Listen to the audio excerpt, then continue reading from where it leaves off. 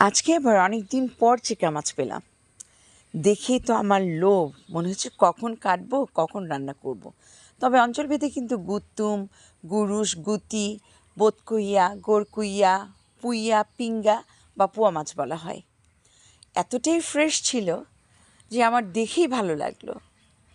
কি যে একটা অবস্থা, মাছ আর মাছ, এত সুন্দর মাছ, মনে হচ্ছে কখন খাবো কখন খাবো। আপনারা কি বলেন এই মাছগুলোকে?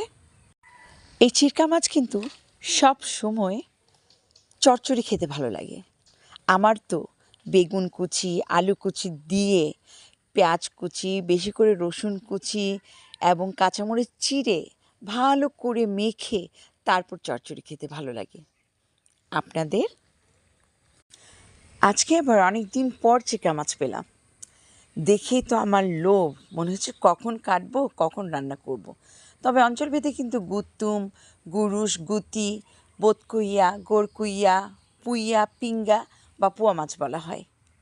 এতটাই ফ্রেশ ছিল যে আমার দেখেই ভালো লাগলো।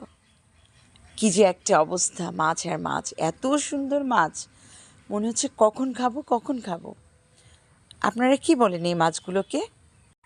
এই চিরকা মাছ কিন্তু সব সময় চচ্চড়ি খেতে ভালো লাগে।